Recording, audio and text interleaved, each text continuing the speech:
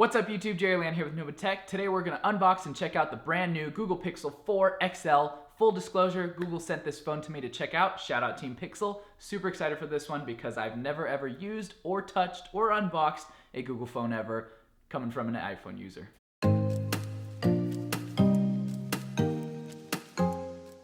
Guys, I've heard tons of great things about this new phone and some not so good ones. Today, let's unbox this thing, check out what we got, and we'll talk a little bit about it.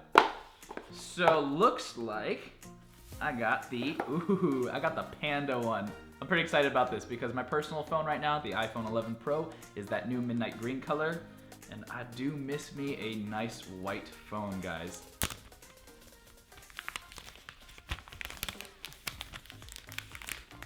Ooh, screen protector built in. Oh, that was super sad. Oh my goodness. Guys, I know I'm easily stoked by tech, but damn, this matte finish feels real good.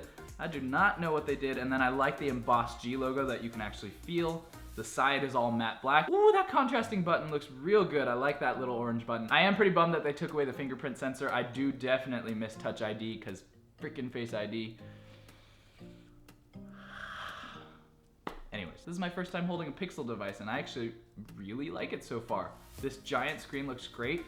The camera looks basically like the new iPhone camera, that square design. First impressions in general, I like the rectangular feel. I like the matte finishes. I know that the black color is a glossy finish, for the record, if you're gonna get that one. And then they have an orange color that's also a matte finish, but it looks really nice so far. Right off the bat, I love that it's USB-C. Okay, cool. First impressions out of the way, let's talk about what else is in the box. We get a little manual, of course, with the SIM ejector. We also get a USB-C to USB 3 dongle, that's pretty sweet, and a USB-C both side cable, and we got a USB-C fast charger. And that's what comes inside the box. Now at the end of the day, I think most people probably clicked on this video because you wanted to see what's inside the box, maybe take a look at the white Panda colorway, but also you kind of want to know, should I get this phone? Coming in for the Pixel 4, the smaller size at $799, and the XL, $100 more.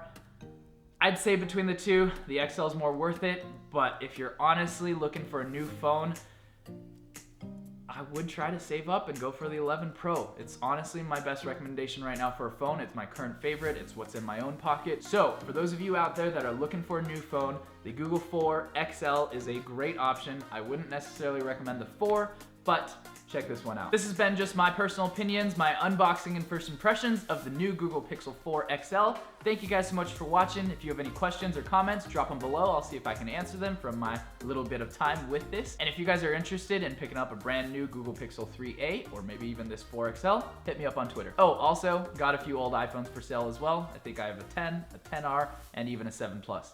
Again, hit me up. At Nova Technology for all social media. Thank you guys so much for watching. My name's Jerry Land with Nova Tech, and to the next one and beyond.